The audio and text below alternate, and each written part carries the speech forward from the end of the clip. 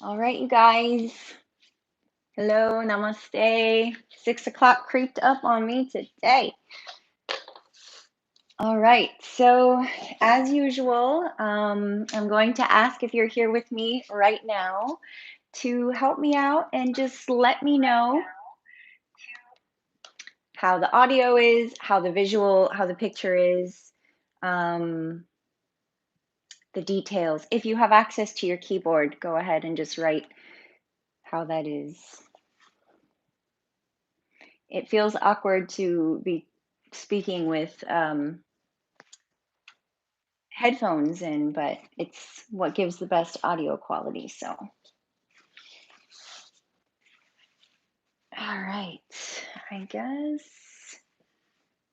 I know there's a bit of a delay. So, yeah, so I saw a couple of people just hop on. Hi, welcome. What I was looking for is just a little feedback on the audio and visual quality. If someone could just give me a thumbs up or say good to go, so I know that I don't have to make any changes.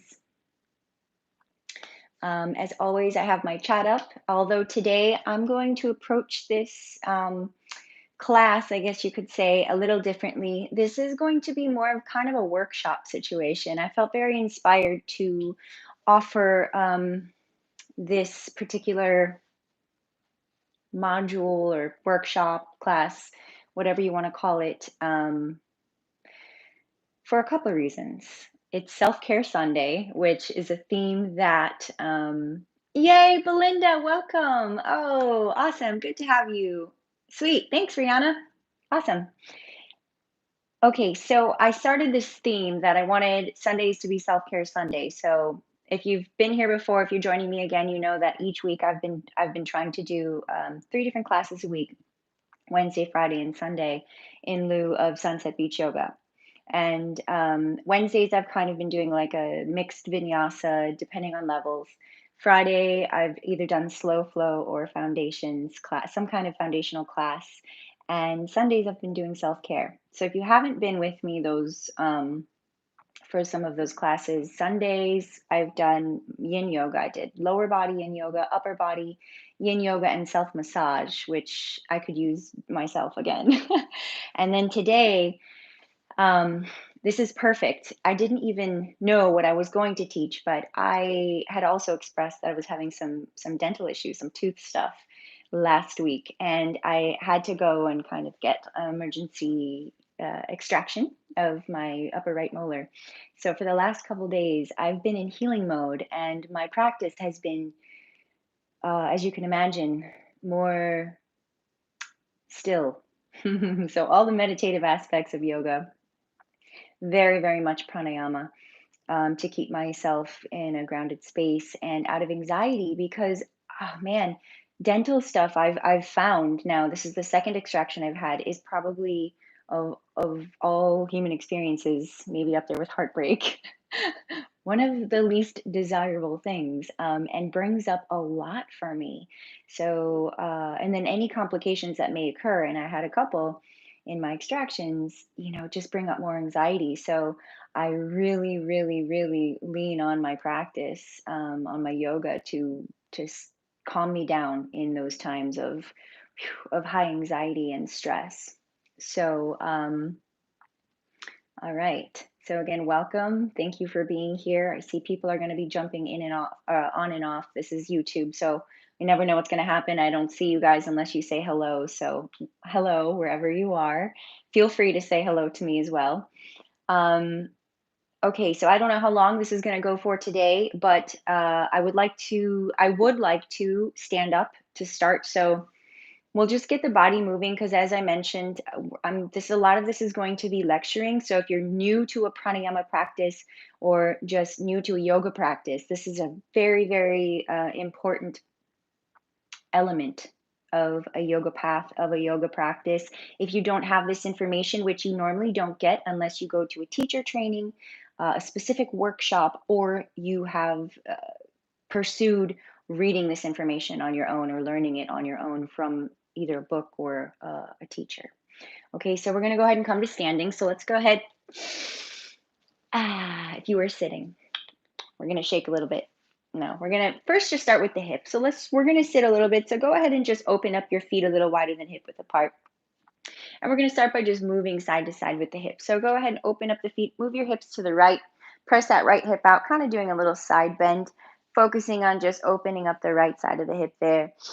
Breathe in, exhale over to the left.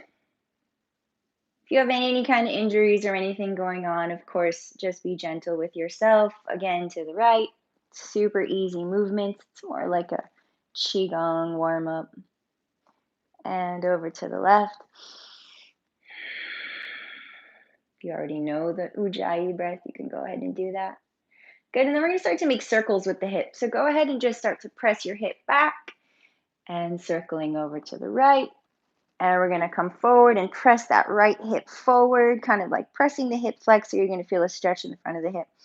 And then other way, keeping the knees soft. Samantha, what's up, girl? Welcome back. And again, the other direction. Finding all those little spots in the hips, pressing them forward, doing whatever you need to, just working your way through finding all those little tense areas, even in the lower back. And then we're going to make full circles. When you guys are ready, go ahead and coming forward, pressing the hips forward, going back, breathing, doing what's comfortable for you. Super easy. Being mindful with the movement. Again, just feeling your way through your own body. Stop, and we'll go the other direction. Really good for lubricating the joints of the hips, warming up the lower back to sit. You might even get some adjustments up in the neck. When we adjust any part of the spine, really, we're working through the entire spine. Ah, it feels good. All right, we're going to come back to center. Now from here, we're going to do a little cat-cows in standing. So I want you to do, soften your knees, stick your butt out, pull your shoulders and elbows back. So you're squeezing your elbows back, arching the back, looking up as you breathe in. And on your exhale, tucking the tailbone, rounding your back, interlace your fingers, press through the hands, tuck the chin.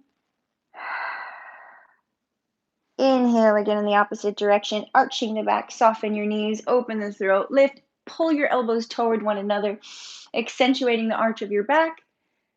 And exhale in the opposite direction, pressing away from the body, interlacing the fingers, tucking the chin, tucking the tailbone. Come back to center.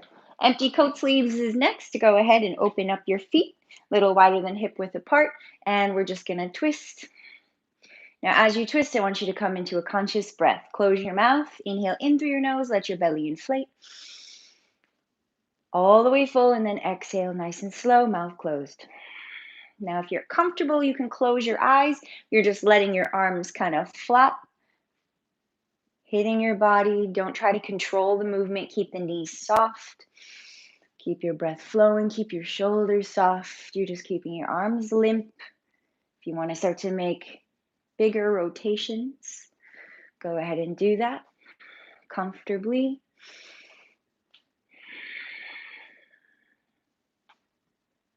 Couple more breaths. Just getting some energy flowing. So also allowing the hands to hit the body. So we're stimulating some lymph by doing that as well.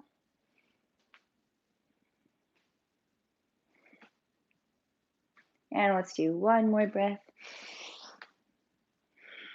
And we're going to slow it down. Very, very slow, no rush. Close your eyes, come to center. Let's find a moment of stillness. You can keep your hands down by your sides and just become still like a standing Shavasana. If you feel like placing your hands on your body, you can do that as well. But I want you to just take a moment to be still, eyes closed. Feel the natural sway of your body. Feel the presence of your feet touching the earth. The softness of your facial muscles and shoulders. Take a full deep breath in. And very slowly, even slower than you inhaled, let it out, exhaling.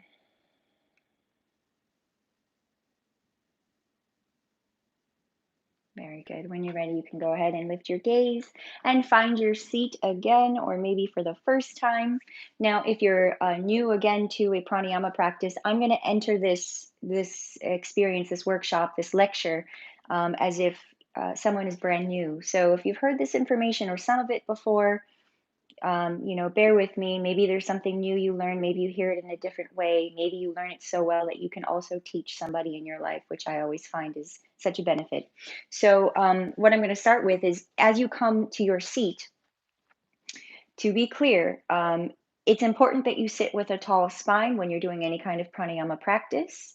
So, if you must sit in a chair, that is absolutely acceptable. Okay, so we sometimes get these visions of yogis sitting in full lotus, and that's the way you have to do your pranayama or meditation practice. Of course, it is not. However, if you want to sit on the ground and you want to elevate your hips as well, you can always use a pillow. You can always use a yoga block. Yoga blocks are super awesome. I talk about them like in every class because they're just useful. You can place one right under the sits bones there and go ahead and sit if your body is not able to come into a comfortable seated position with a long spine naturally yet. Okay, so why we do asanas? Asana is one of the 8 limbs of yoga, of the yoga path, of Ashtanga yoga, and pranayama is also one of them. But we do asana so that we can sit comfortably. Sit comfortably for meditation and pranayama. So, a couple things I want to talk about: setting a space for a pranayama practice. Um, I'm Yeah, I'll go ahead and get into that.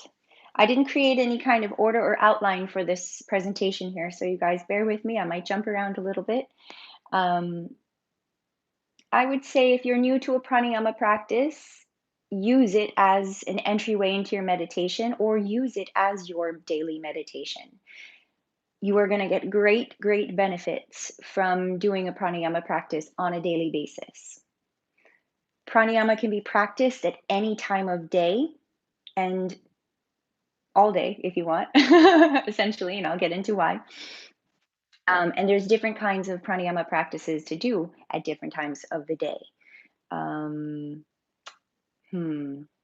So, setting your space for a pranayama practice would be like setting a space to come into a meditation practice. Obviously, it's pretty much the same thing. So, what is recommended, and what I also recommend, but all the texts and the scriptures and the teachers who have ever been teaching pranayama will say the same things pretty much. To be in a shaded, cool space with free flowing air, which I have a fan on right now. You don't want to be bothered by bugs or animals or other noises if you can help.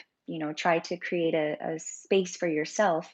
For me, I like to create a sacred, whatever you want to call a sacred space. It can be outside, it could be inside, but setting an intention that you're going to spend time connecting. And essentially, that's what we're doing. And we're not just connecting with the body, we're connecting. I might be going too deep too fast, but we're connecting everything. So even all 5 bodies, which I'll get into the koshas in a second. So, setting your space, finding obviously comfortable clothes, long spine, and I often feel drawn to wear cotton clothes, especially when I'm doing yoga or pranayama practice, and using a shawl because sometimes your body temperature will shift. You'll get cold sometimes, you'll get hot sometimes. We're working essentially with energy. So, and that is what pranayama is. And as that energy shifts, it does different things. The sensations in the bodies change, temperature in the bodies change, all kinds of transformation and change happen. And it's a beautiful thing. Okay. Where to begin? So, prana. Prana is, if you've not heard this term before, is basically the life force energy. It's the ethereal life force energy that exists in everything, everywhere, in the universe, both inanimate objects, inanimate objects. Everything has prana. Different levels of prana. As a yogi, I guess you could say the objective is to learn how to manage prana, to gather prana, and to hold prana in the physical vessel, in the Annamaya kosha, I guess you could say. And the more we learn to be sensitive to prana, also, then the more we learn to how to work with it. And I don't want to misspeak or present this information. So I'm trying to like catch my thoughts before I say something and then have to go back. Um, okay, so prana is also directly linked to the breath. All right, and it isn't only breath. Although when we say we're doing a pranayama practice, immediately we're saying, oh, we're going to do breath work. But I'm going to also present other aspects of pranayama that aren't just breath work, but breath is included in the pranayama. So prana is that life force energy that exists in all things. All things have prana. The sun has prana. Food has prana. Different kind of food have prana. If you put something in the microwave, you're killing the prana in the food. If you take something off of a tree and eat it, that food has a high level of prana. The benefits of prana, obviously, is that the more prana something has, the more alive it is. Breath being one of those things. So if you're breathing short and shallow throughout the day, you are taking in less prana. Another thing is that most of the time we are not exhaling completely, which means we're holding a certain amount of residual breath or oxygen in the body or prana, aka stagnant energy. So if you notice you're going throughout the day, the breath is usually shallow, unless you're in your meditation throughout the day, which is a wonderful thing to be conscious of your breath throughout the day. And if you are, then you'll notice you're breathing more diaphragmatic breaths and you're exhaling more completely, because when you exhale completely, you're moving out that stagnant energy from the lungs and you're making way for new energy to come in. And that is the healthiest way to breathe, and that is also the healthiest way to live. It supports the immune system, it supports the circulatory system, it supports the nervous system, it supports the whole system of the body. Now, the science of pranayama and the philosophy, rather, of it is that the yogis believe that the the amount of years that a person will live or that the body will live is equivalent to, see, I'm misspeaking that. There's the breaths we take. So essentially, the quicker we breathe, the shorter we will live. This is their philosophy. The longer we breathe, the longer we live. So that's why sometimes it's said, these yogis will live, some of them, up in the Himalayan mountains, 180, they're, whatever people, some people say they don't know their actual ages. Um, but definitely you can go out into, the mountains of India and see these very, very old saints or sages out there, and you don't know how old they are, and they'll claim they're like 150 or whatever, and they may be, but they're definitely pranayama practitioners. Not just yoga. I'm speaking a lot about yoga, but the Taoists do this too. There's a lot of martial arts that, pretty much any esoteric practice or practice, mind body practice, or culture discipline will implement some kind of breath control or learning how to work with the subtle energy body. Okay, so I'm already losing my my trains of thought. Okay, so um, pranayama, I think I mentioned, is one of the 8 limbs of yoga. We have asana, right, which is the physical practice that we do and that I often teach and that I mostly focus on. We have pranayama, which is this working with the subtle life force energy from the universe. Gosh, I know that there's more I want to say about it, but like I said, this is like off the cuff, just sharing. So I'm kind of going to probably jump all over the place. So bear with me. Working with that life force energy, we're also working with, when we work with prana, we're working with the mind, we're working with the emotions. This is all linked. Okay, so thought is also prana, emotion has prana. So when we are thinking certain thoughts, there's different levels of prana within those thoughts as well. When we practice our pranayama, we also become aware of how everything is energy. We become aware of how that energy moves, how it feels, how it's affecting all of the bodies. Let me sort that away again because I need to get to the fact that we have five bodies or koshas. Okay. So we have asana, pranayama, yama, niyama, dharana, dhyana, and samadhi. Those are the eight limbs of yoga, and maybe I'll do an entire presentation on the eight limbs. But today I'm speaking on an intro to pranayama. I'll probably do a part two because this is a lot of information. But I'm very, very passionate about it, and I'm really happy to be sharing this so openly. I usually do it like one on one with people when they ask, "What's prana?" and then it's like, "Oh, how long do you have?" Um, Okay, so I might as well then, I guess, jump into the koshas. So, oh man, I could talk about the chakra system too. So, mm, I'll talk about the koshas. So, in yoga, we have five koshas or coverings. They're like, well, they're bodies essentially, five bodies, but not that we have separate bodies. It's just five coverings within the one I, self, me. We have of course, what we call the me, which is what is solid matter. It's the Annamaya kosha, aka the food body. So the cells, the matter here, all this gushy coating and the bones and the blood, it's all the outer coating called Annamaya kosha, or the food sheath. Now, the subtle body, the Pranamaya kosha, is where the aura comes into play. It's where the breath comes into play. So I'm sure many of you or all of you have heard the term aura before, right? And the aura is also linked to the chakra system. So you've probably heard about the seven chakras also. And if you've heard about the chakras, then hopefully you've also heard about the nadis. We have 72,000 filaments of light coming through this energetic system, creating a pranic pathway. And where those pathways cross and are most dense are the seven chakras.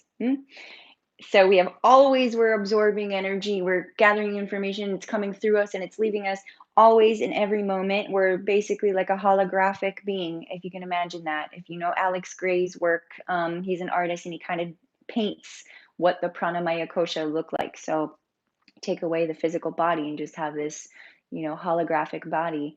And that's the pranamaya kosha with those seven light centers and all the energy moving through, like the matrix, kind of, right? And so that's the pranamaya kosha. And then we have the manomaya kosha, which is the mental body. So the thoughts pass through its subconscious, it's thought processes. Vijnanamaya kosha is the wisdom body, it's the intuitive knowing, direct knowing. And then we have, what did I have? Annamaya, Pranamaya, Manomaya, Vijnanamaya, and Anandamaya. So Anandamaya is the bliss. If Ananda, if you've heard this before, means bliss. So at the center of all of those coverings, and essentially if you think about the yoga process, right, as an uncovering of or piercing through the veils, you can think of the veils being even the bodies or the koshas. When we pierce through those, at the center of that, or it's not really the center yet, but we hit a place of Ananda, which is bliss. So there's this illumination that occurs, this blissfulness that you may have experienced even through this practice, and or not through this practice, but through your life, through yoga, asana, through having an ecstatic experience that goes beyond the mind, and it's just so beautiful, and it brings you to like an ecstatic place or a blissful place, or maybe tears of joy. And we've touched the Anandamaya kosha. So at the center now of all those coverings is the Atma, the soul, or the seed, the seed soul, the untouched perfection, the direct seed of the divine. So the soul, right? So we have the soul, the perfect, untouched, unaffected, unmoved element, and then we have the more dense experiences as we come out and come to this place of matter, right? And density. It's totally a crazy trip. to try to imagine that and try to conceptualize it. So sometimes it's actually a hindrance to do that. To learn this information can actually be a hindrance to the practice because it can be easy to attach to the conceptual information and knowledge and not actually have the experience and do the practice, which is where what it's about. But it's good to have the understanding, especially when you're hearing it sometimes. I believe that this information is inherent in our cells. It's inherent in our being. It's when sometimes when you hear truth or when you hear something that you resonate with, you might get goosebumps or what I call truth bumps, or you feel this wave of ease and this like smile because you're like, wow, that I yeah, and it's there's something to be said about that. To me, it's like coming across this universal truth, and when it's heard, whether you've experienced it in that way or not, there's a resonance of understanding. So it's good to get the confirmation, I guess I could say, because then when we start to do these practices and have these experiences more consciously, then there's a connection that happens, and it's really beautiful, and it feels very embracing. It feels very good to feel that understanding that this is not a unique experience. This is an experience that we all have within us as human beings or spirit, right? Having a human experience. And this information is just like has been passed down by nobody really knows, by the way, by who. Different things we could go in about that, but this has been passed down as information for us to have a more fulfilling, a more blissful time with these bodies. So, okay. So I think I've done for now enough talking about prana. Let me check the time here. Okay.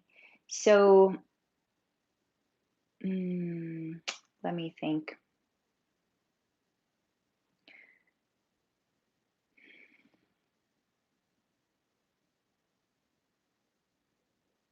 Okay. So I'm going to invite you now, wherever you are, to go ahead and just sit up, find your seat again, roll your shoulders back. I know we didn't do a lot of asana. In the future, you would want to maybe do some asana practice. Ideally, pranayama would be done after the asana, but sometimes you can also do it before, and sometimes you don't need to do any asana. Like myself, these last few days or even more, I've mostly just been working with pranayama. Go ahead and find your seat, shoulders back, soften the face, allow your hands to rest either in your lap or on your knees. And without forcing your breath, go ahead and just watch your breath for now. So just watch, observe, no forcing. Whatever it's doing is fine. Just bring your attention to the quality, the origin, the sensations.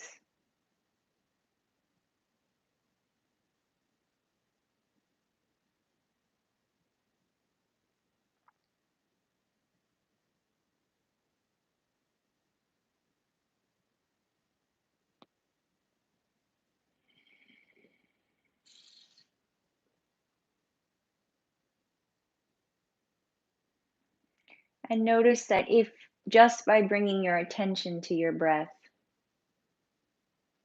it started to lengthen or deepen.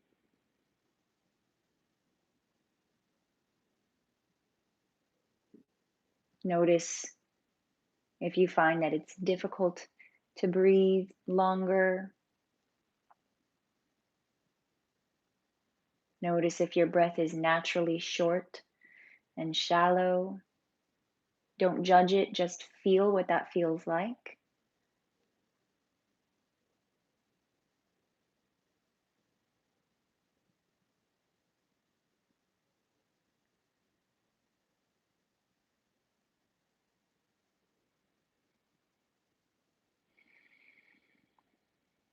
And then on your next inhale, go ahead and allow yourself to sit up a little taller. Follow the top of that breath to the top of your head. Pause when you're completely full sitting up. Keep the length through the spine and then make a really long exhale, letting it out, following the breath down the spine to the tailbone and to the earth.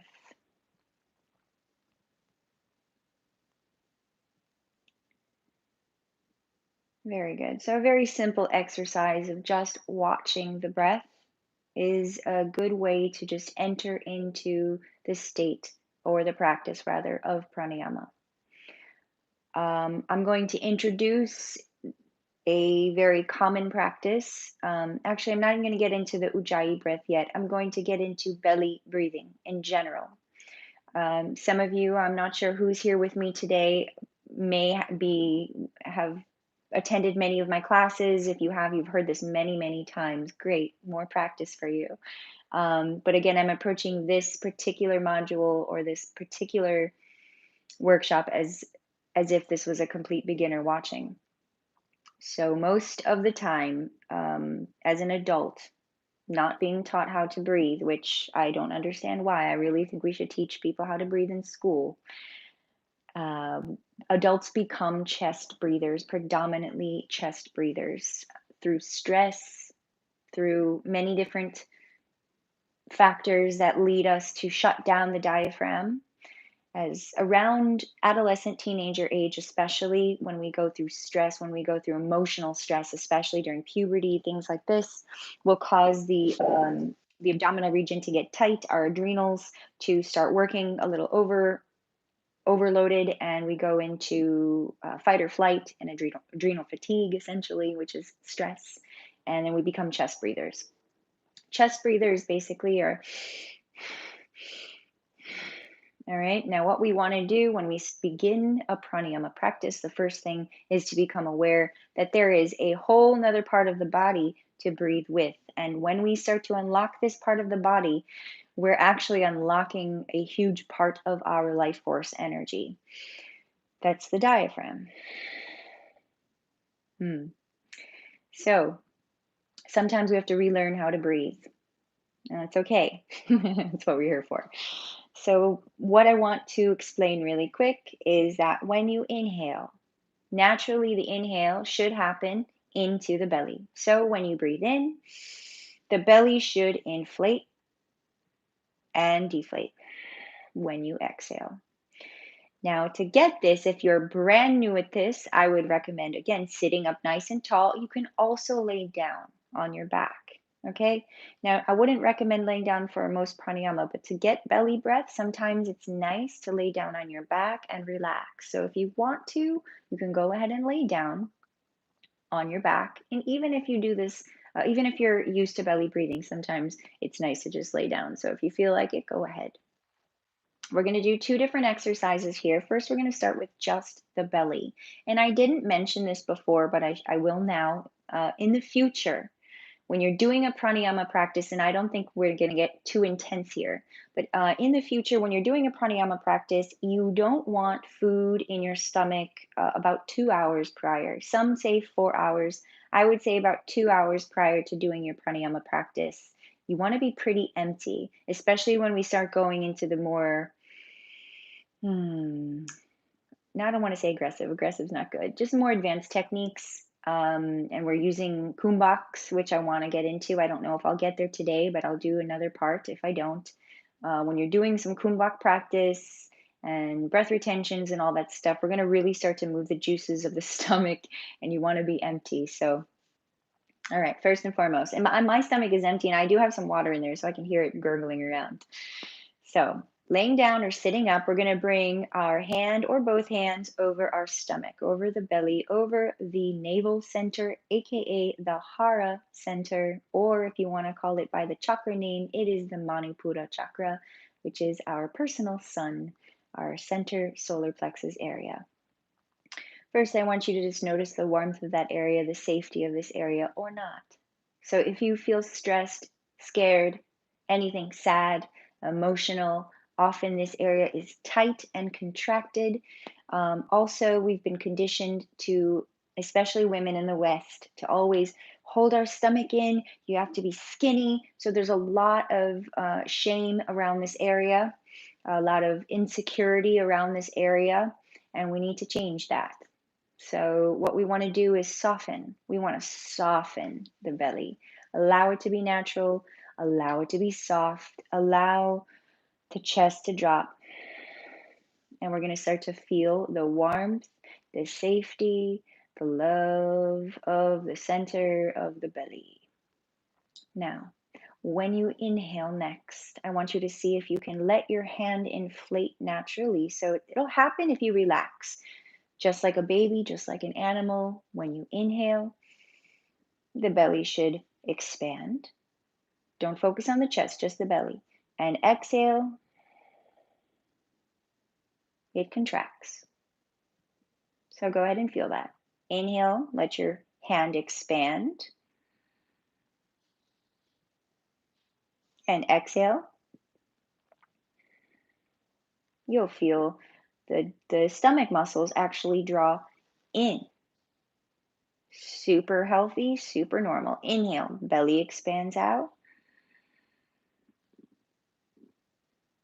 My stomach is definitely gurgling. And exhale, stomach muscles contract in all the way, exhaling, squeezing that breath out. Inhale again, let your belly expand.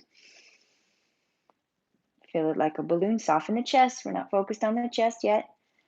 And exhale all the way out. Squeeze out and come back to a normal breath or continue that breath while I speak. So if you've noticed that for some people that's brand new, it might be a little challenging, difficult, weird, takes a while to get sometimes. That's totally normal. It's okay, but take the time to get it. It might take a second to click, and once you get it, you might get a little lightheaded. It's kind of like getting an oxygen flush. I've had Thai massage clients, and it's the first thing I work with is their breath. And I make sure that the person I'm working with can breathe into their belly, because to me it is the most essential thing as far as healing the body. Even in body work, I no matter what I do as far as stretching and manipulating the body, if a person can breathe into that center, they're doing most of the work. There's so much that goes on here. So, if your diaphragm has been tight from stress, from emotions, whatever it is, you might feel like it actually is almost hard to stretch that area, or you'll feel a flutter like it wants to hold. That's normal too. Work with it, and slowly that area will soften and let go. Even more so, and I'm not going to get into it because it's a little advanced, but when you start to get really tuned into your body, you even learn how to kind of stretch the diaphragm with your breath. So when the diaphragm becomes tight, you can actually press breath down in there and kind of stretch that diaphragm a little. Okay. So second thing is, I want you to we'll just do a couple chest breaths. So I want you to feel the difference. Now, so don't focus on your belly. I want you to do a chest breath. So inhale just into your chest. And exhale. Again, inhale into the chest. Keep your shoulders down though. Just make it a big ribs and chest. Exhale. And one more like that. Inhale into the chest. And exhale. Good. All right, so now we're going to put the two together. So what I want you to do is put your right hand over your belly and your left hand over your chest. Now we're going to go inhale belly, inhale chest. Okay. Exhale chest. Exhale belly. All right, so again, we'll do that. Inhale, fill your belly, fill your chest. Exhale, empty the chest, empty the belly. Again, inhale, fill your belly, fill your chest. Exhale chest, exhale belly. All right, so you might be like, oh, I didn't have any more breath to exhale. That's okay, we're learning. So you might feel though, to get that extra exhale, you didn't maybe realize you had more breath down there to exhale. So now we're learning to use the transverse abdominals. We're learning to use the abdominals to breathe, and we should be. This is extremely healthy. In fact, the number one way we actually detox is through our exhale. So again, we're squeezing out that residual breath to make room for new breath or new prana. So now what we want to do is see if we can make that breath smooth. So it's going to go inhale, inhale, exhale, exhale. Inhale, inhale, exhale, exhale, but slower. So when you're ready, right hand over the belly, left hand over the chest. Let's go ahead and smooth it out. Inhale, belly, chest, exhale, chest, belly. Inhale, belly, chest. So it's a wave. Exhale, chest, belly. And you might notice that exhale is longer than the inhale. Inhale, good. Inhale, fill your belly, fill your chest. Pause. Let's go a long exhale. Exhale, chest. Moving down to the belly, empty. Pause. Inhale, belly, up to the chest. Pause, full. Exhale, empty chest. And squeeze belly. Good. Ooh, we could keep going with that. It feels so good. I'm going to add an extra element here, 2 extra elements. Yeah, you guys can do it. 2 extra elements. By the way, if you guys also want to jump into the Vinyasa Foundations class I have on my YouTube channel, I talk about this stuff also, and I talk about other stuff pertaining to this stuff. So kind of adds, it'll tie all together if you want to learn some more of these more subtle body practices or meditation and breath practices rather than just the asana. So more of those other sciences of yoga. So I do talk about the bandhas in there. I'm not going to talk about all the bandhas today. I'm just going to talk about Mula Bandha and very briefly. Mula Bandha is the muscles at the base of the pelvis, and we work with the bandhas when we do a pranayama practice as well, and that's why I said it's not all about breath. Bandhas is also a lock of the body. So I'm going to implement or talk about Mula Bandha. So muscles at the base of the pelvis. Now, when you exhale all the breath out, you squeeze all that breath out, the final thing that can happen at the end of squeezing the abdominal muscles is pulling up the muscles of the base of the pelvis. So, kind of like a Kegel exercise, right? It's kind of squeezing the muscles there, the perineum muscle in and up. And then you hold that breath for a moment out. So we're doing this on an exhale and then inhale. You can release. Allow the belly to expand. Let that breath move up the body into the chest, up through the crown, maybe even if you can feel the energy rising. And then exhale, moving back down. Chest empties, ribs empty, belly empties. Mula Bandha, our connection to the earth. Okay, so that's element number 1 that we're adding. The second element you have already heard me doing. Some of you who have already been here for a while with me, not just today, but I meant in general. Some of you, I don't know if my friend Nancy's here, but she's been practicing with me for like 10 years, I think now, or 11 years even maybe. The Ujjayi breath. So we did this 4-part or belly breath, right? But we're going to add that Ujjayi sound. Some of you probably, most of you, I'm sure by now already know this, but the sound that I've been making, sometimes on the inhale, definitely on the exhale. So that sound is essentially, well, it's called the ocean breath or Darth Vader breath. It is the most common pranayama used in an asana practice. So in hatha yoga, in vinyasa yoga, in ashtanga yoga, we're always using the ujjayi breath. That sound is made by gently constricting the whisper muscles in the back of your throat, keeping your mouth closed. You're creating space in the inside of the mouth and the back of your throat, and you're making that. So essentially, you're also generating heat in the body while you do this. This breath will regulate your nervous system. it will automatically create a longer inhale and a longer exhale. So you're also regulating the length of the breath through adding this element of this sound, I guess you could say, this practice of ujjayi. So let's go ahead, and if you're brand new to this, you can start by just doing a ha, like a think about like garlic breath or fogging a mirror, right? And then go ahead and take a breath in and do the same thing with your mouth closed.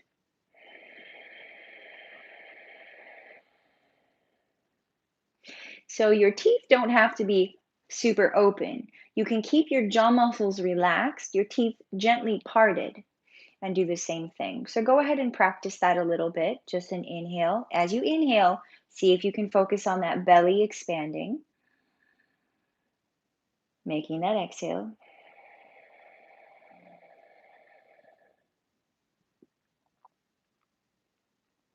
Few times. Let's do this together. Closing your eyes if you'd like to, feeling that wave of breath happening. So belly, chest, fully expanded, sitting up tall. Ujjayi sound. Exhale, chest and belly. Mula Bandha at the bottom. Hold and then inhale, release. Belly, chest, completely full. Exhale, empty. Chest, ribs, belly. Empty. Mula Bandha. Release. Inhale, belly, ribs, chest. If you were already to the top of your inhale before I said, that's okay. When you're ready, exhale, release. Chest, ribs, belly, Mula Bandha.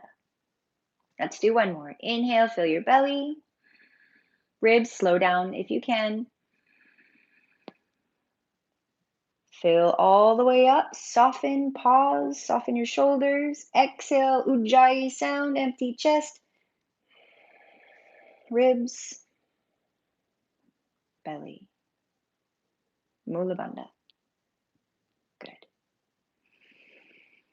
Come back to a natural breath. Maybe eyes closed for a moment and just observe any shift in your energy, any change, sensations in the body, any temperature change in the body, any new awarenesses that have occurred. Maybe aware of a different sound in the room you didn't hear before.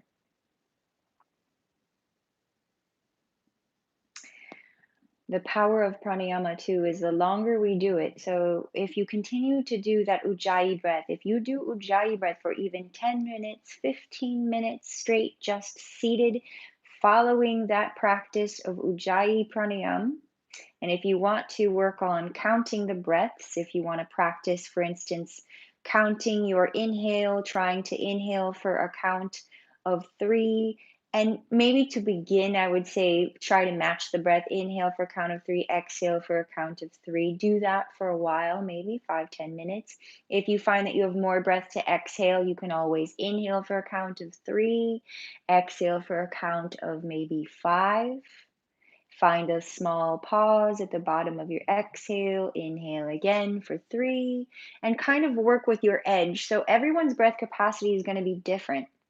So I can instruct you guys and guide you through a practice, but know that when you're doing your own practice, your breath might be different from mine. So what I would like to share or teach you is to learn how to listen and trust your body's own mechanisms, and your own breath capacity. So when you feel strain, whether it's the inhale or exhale, you don't want to create strain. If you can soften, if the strain happens first mentally, if you feel anxiety arise, that's something to actually learn to soften. That is an opportunity to use the pranayama practice to transform that experience. And that's actually one of the greatest benefits of pranayama is when you're doing these breath practices, you might find through maybe a slight retention, whether it's an inhale or exhale. A lot of times it's on the exhale because there's the experience of not having breath. There might be an anxiety that occurs, and you might find, oh, I need to inhale. I don't like not having breath. At that experience of anxiety, we can watch that first reaction and soften right into it and notice the shift that takes place, and then you'll find, whoa, there's a lot more space there, and you actually have the capacity to hold your breath, not hold, but suspend the breath a little longer. And the more and more you practice that, the slower and slower you breathe, the slower your heart rate becomes, and the healthier your body gets, and the longer you live, in theory. Of course, there's, the unforeseeable events that happen in this play of consciousness that we can never predict. Different illnesses and things that come. Sometimes we can't say that it's just because I wasn't doing pranayama. No, there's different plays involved in the universe, and there's karmas and then just the great mystery. But while we're here and while we have the ability to have some kind of control over our health, when we can. Doing the pranayama practice will help us to stay more vital and filled with prana, which will then reduce our susceptibility to illness and sickness, disease, and dysfunction, which often are caused by stress, believe it or not. Yes, we can also pick up pathogens from the air, from things and whatnot, the seasonal flu, dot, dot, dot, although, knock on wood, haven't gotten that in I don't know how long, even colds, common colds, but also dis-ease and dysfunction. Dis-ease. We're getting into some stuff now. Emotional things, unprocessed emotions in the body can become dis-ease and dysfunction.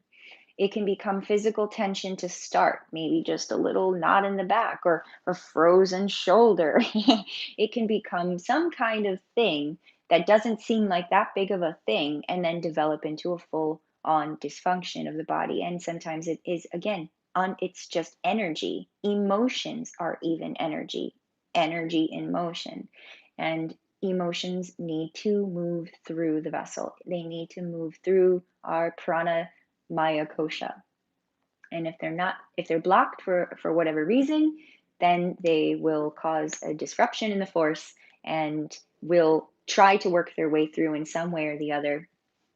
We don't want that to happen, but if it does, these practices are at our they're for us. They're for us to use and to help that process. Okay, you guys. So time-wise, let me hear. Ooh, shoot! Look at that. Okay, it's already almost 7. So really, I just talked about Ujjayi breath. I'm glad that I did though, so that we can have this on the tube for future reference. If you want to share this with someone, I believe everyone should have this knowledge. So please feel free to share this. Children, even, by the way, children love learning pranayama. I've taught kids pranayama, different age kids, 5 years old, 6 years old. I've taught high schoolers. I've taught in college. I've actually taught pranayama at FAU before, all different ages, and everyone is receptive to this practice because there's also tangible feelings of benefits of it as well. So I'm going to teach one more technique in no particular order, only because it feels like this is the one I should teach right now. It's also a common one that I've often taught or share in my classes. It's very easy, it's very universal, it's very accessible. As I go into future pranayama workshops, because I think definitely I'm going to now, there are some that are a little more advanced, and I would not recommend doing until you have these other ones a little more, or until you're a little more accustomed, I should say, to these other ones and learning energy and the way it works in general. And that happens by just doing the practice, just like asana, just like doing the physical practice. Okay, so we're going to do alternate nostril breathing. So I mentioned the nadis, and if you don't know what that I'd love I actually have a whiteboard and I'd love to write these terms down for you as well, but in the future, again, maybe I'll make a separate video too, or I'll just recap it in the future. Nadis, NADIS, we have 72,000, again, light filaments running through this beautiful pranic body of ours. Let's talk about the three main ones that you can maybe visualize here today and keep it easy for us. We have the Ida or Ida and Pingala. Ida is the left side of the body or the feminine channel. The Pingala is the solar channel. So we have lunar and solar, and the masculine is the right side. So we have right and left. Masculine is right, feminine is left, and this I guess before I get into that, you can imagine these two energies are kind of dancing and swirling together, working their way up the center channel. If you can imagine your spine being the center channel, and that center channel, there's the most important nadi in the body called Sashumna nadi, or the center, the column of light. Just think about it as the center, all right? And Sashumna nadi is that part that Ida and Pingala are doing the dance around. Western medicine's model, right? Their little logo, you can see that they actually have a staff and they have the wings at the top of this staff, and this actually represents. I think Blue Cross Blue Shield has it too. That actually was taken from the Eastern medicine, from the yoga, from the chakra system. Even if you look at the Eastern medicine map of the pranic body, essentially what that little symbol is representing, that staff and the wings, is Sushumna Nadi running through the central channel. The top of it is the crown, right? The crown chakra. And then the wings and the side are once the energy is free flowing through Sushumna, Ida and Pingala, then there's this opening, I guess you could say, free flowing energy or ascension, if you want to call it that. Um, Total health, total vibrancy, and it's often, if you imprint it into like the Eastern medicine, I guess you could say, like the chakra body maps, it goes right into it. So it's kind of a cool thing if you didn't know that. Okay, let me get back to my train of thought here. What was I talking about? Nadis.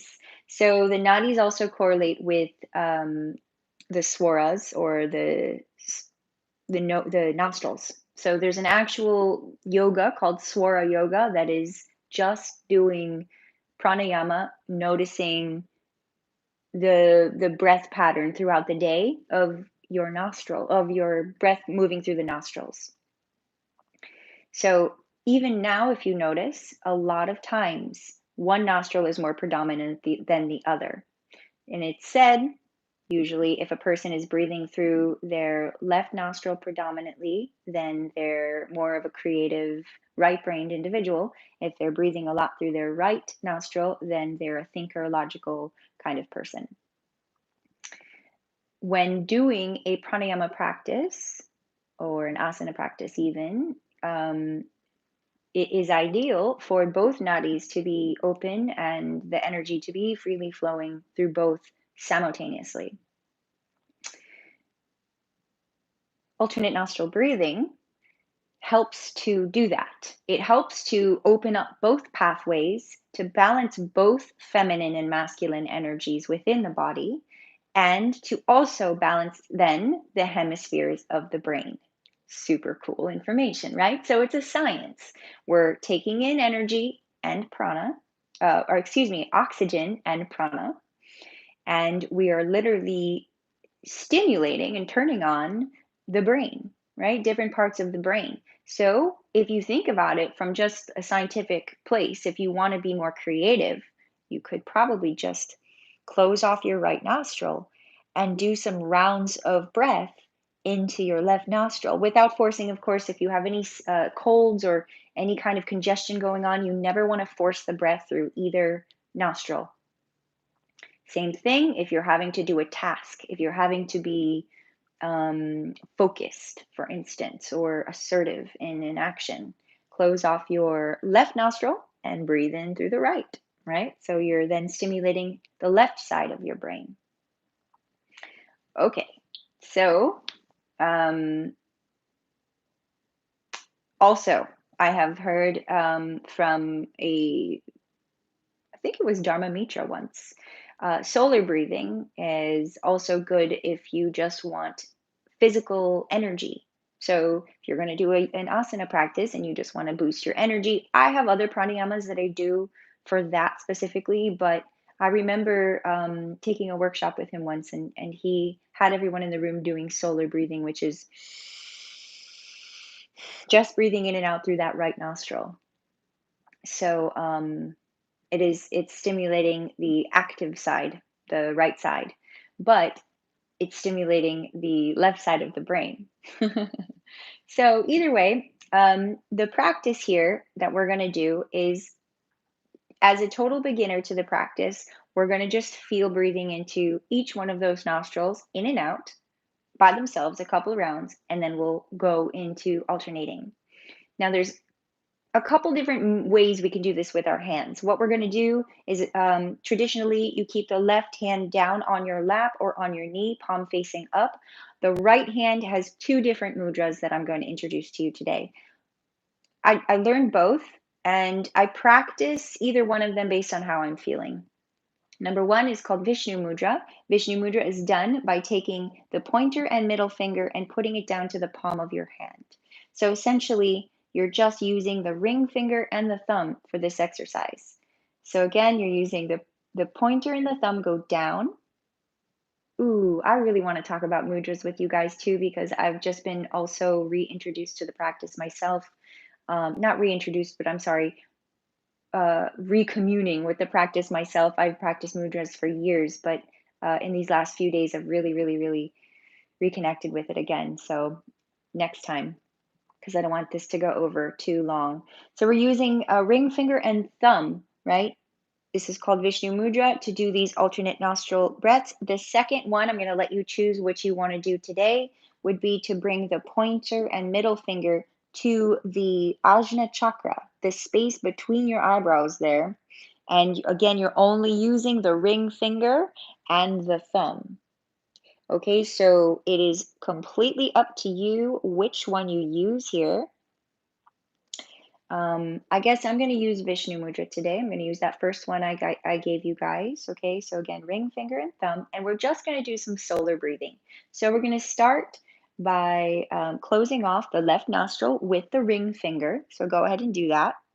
Take an inhale into your right nostril. Nice and slow. Exhale out, mouth closed.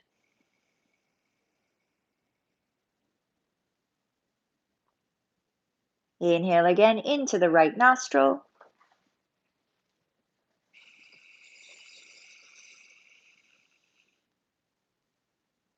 Exhale out.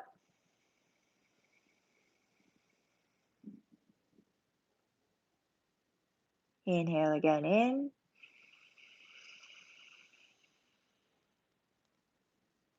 Exhale out.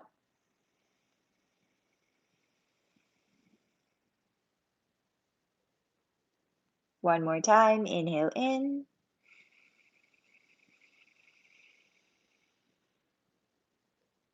And exhale out.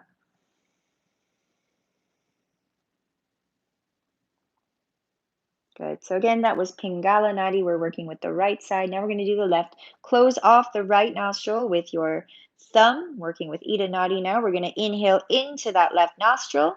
Deep breath.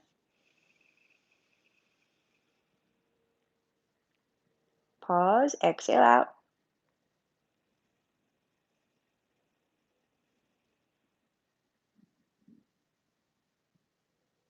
Inhale in.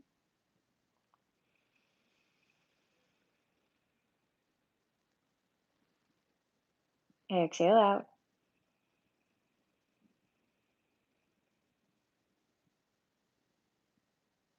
Again, inhale in.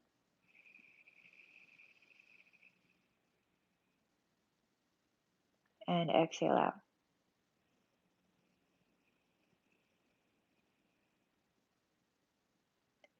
Go ahead and if your eyes are closed, keep them closed. If not, close them. Release your right hand down to your knee, open palm. Both palms open. Go ahead and breathe through both nostrils. Take a moment to be still and feel. Stay with your breath though. Keep a long spine, soft face, soft shoulders.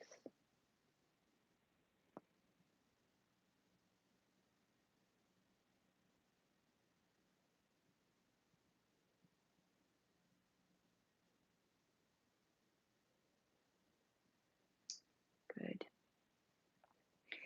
All right, guys, we're going to take it further. I know that already dropped me in. So if you feel a need to adjust your seat at any time, also please do. I did as well. I took the block out from underneath me. At different times, your body will, again, we're moving energy. So notice the body will actually change. It'll change temperatures. You might start to feel sore in certain spots. If you need to stretch, get up, stretch something, move a little bit. For me, the more I do pranayama, the more my body wants to go into lotus, into padmasana. Like I start compacting, and that energy wants to move up the spine. And that's completely natural and normal as you progress in your pranayama practice. Don't do it by force. It's like the worst thing to do to try to mimic something. Let the experience occur through the practice itself, which is the most humbling thing and the most powerful. So allow I guess go back, just allow yourself to be comfortable and to adjust your body as your body asks. Most important, just listen to the body. So, the next step we're going to do, and then after this one, we'll wrap it up, is the alternate nostril. And there's more we can get into with that as well, but we're just going to do what we were doing, but we're going to add now the closing off, or excuse me, the alternating of the nostrils as we're closing them off. Okay, so we're going to start by, let's go ahead and start with the right. So we'll close off the left, find your mudra again, and if you want to try the other one, if you were just doing that a different one before, coming back to, excuse me, a different one in this round, you can, but do what feels comfortable. We're going to close off the left nostril, left palm in your lap or on your knee, facing up, long spine. Inhale into your right nostril. Close it off with your thumb. Exhale out of the left.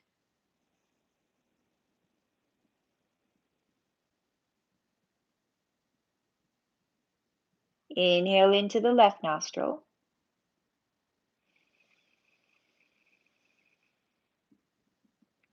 Close it off. Exhale out of the right.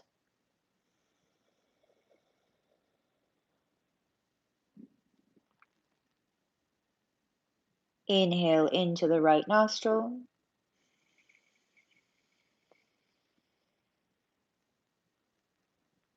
Close it off. Exhale out of the left.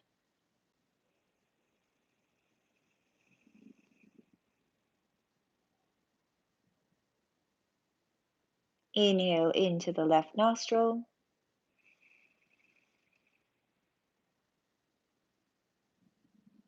Close it off. Exhale out of the right.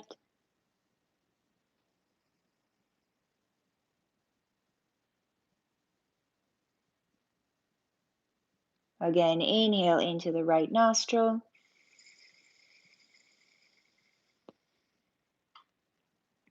Close it off. Exhale out of the left.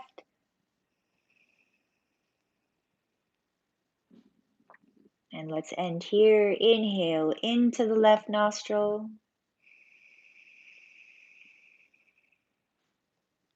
Close it off. Exhale out of the right.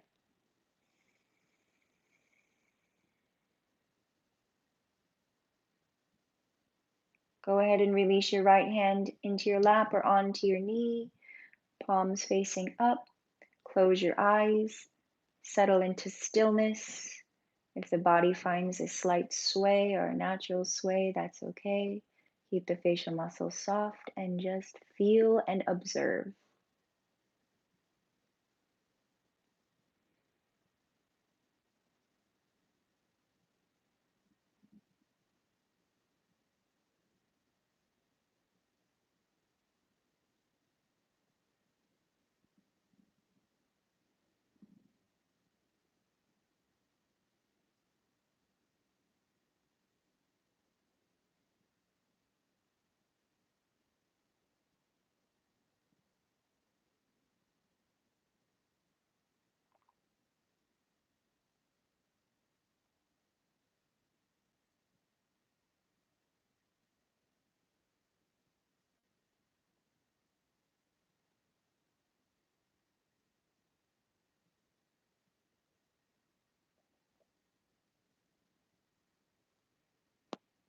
If you've lost connection with your breath, no worries. Bring your awareness back to it.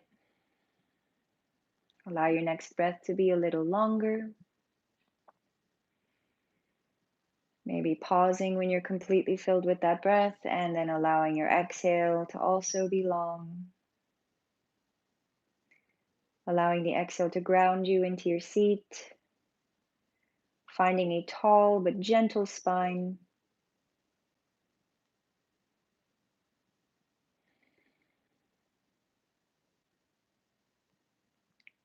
Staying in this place of softness, of gentility.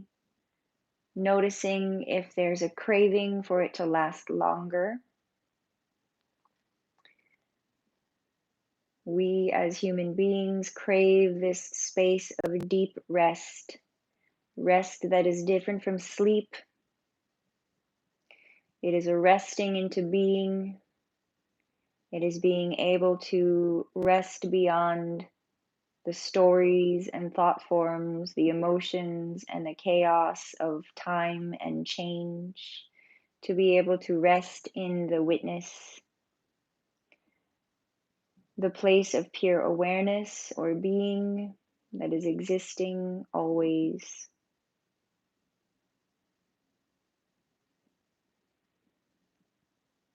So, allowing yourself to remain in this restful space, we'll place our hands into prayer position over our heart center. In this position, we are also honoring both left and right, Ida and Pingala, or Shiva and Shakti, the feminine and masculine, the lunar and the solar, the dance of the two energies. It's also consciousness and creation, the lover and the beloved. The two meet and have always been one all along. We are representing this in this single mudra of honor and reverence, also of each other. So, as we say in the yoga tradition, the light in me honors that in you, or that being, that consciousness, that unconditional love that resides within me and as me recognizes and honors that in you. And with that greeting, namaste.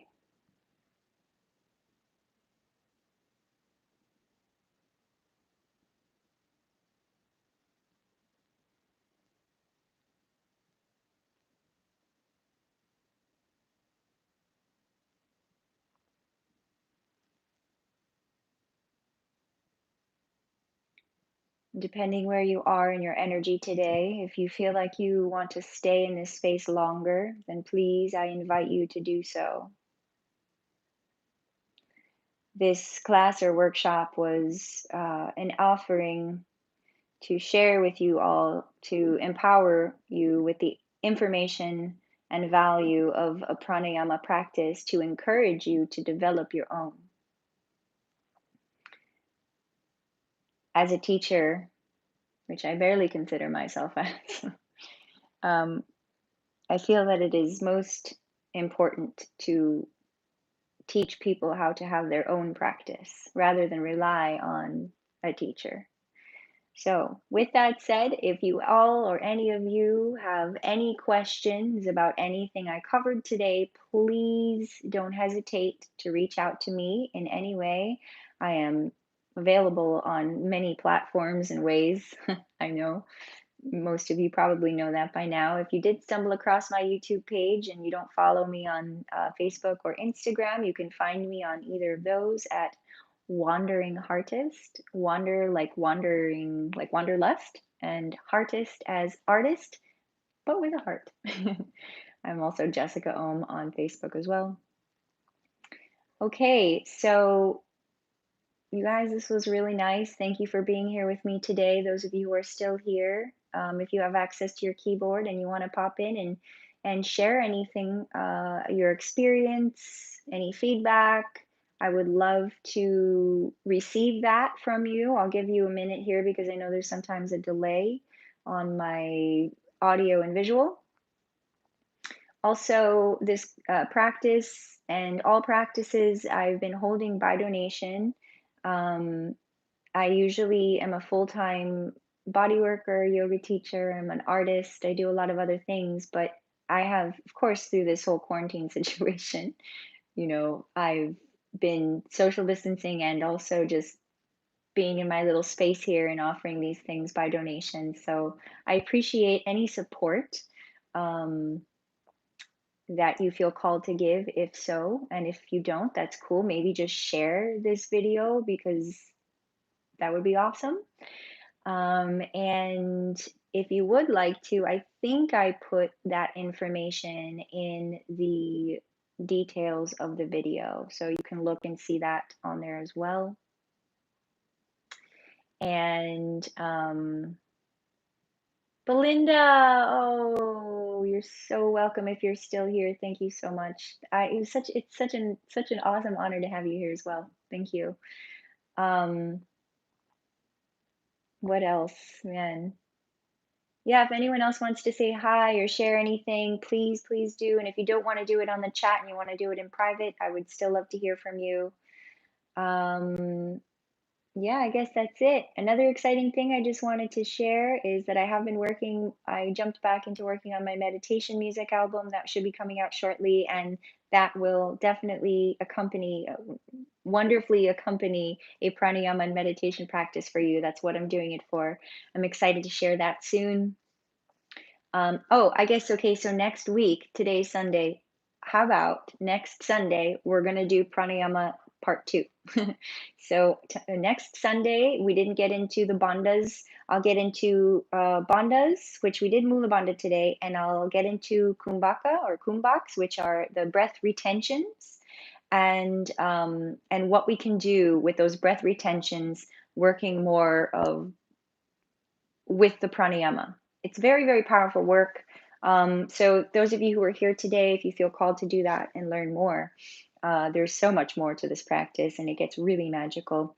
I'll also introduce other pranayams as well, um, some more energizing ones. The two that I did today were very calming, if you can feel, although Ujjayi breath is kind of a regulating breath, so it can bring energy as well, depending on how much and how intensely you do it as well. But mostly Ujjayi breath, belly breath, the Nadi Shodhana they're very calming breaths. You can do it anytime. Some of the other breaths I would not recommend that I'm going to get into. I would not recommend doing them like before bed or especially after you eat. But we'll get into those. So I'm excited to share that. We'll do that next Sunday, same time. I'll do a little better at pre-scheduling that. I know today I like last minute jumped on and did this because I was up all night actually making a track for my meditation music album. I was really inspired. I'm excited about it as well. My friends, thank you so much. It looks like nobody else wants to chime in, so I guess I'll wrap it up here. Loka samasta sukhino bhavantu. May all beings everywhere be happy and free. May my thoughts, words, and actions contribute to the happiness and freedom for all. Om Shanti Shanti Shanti. Peace to you, my friends. Namaste.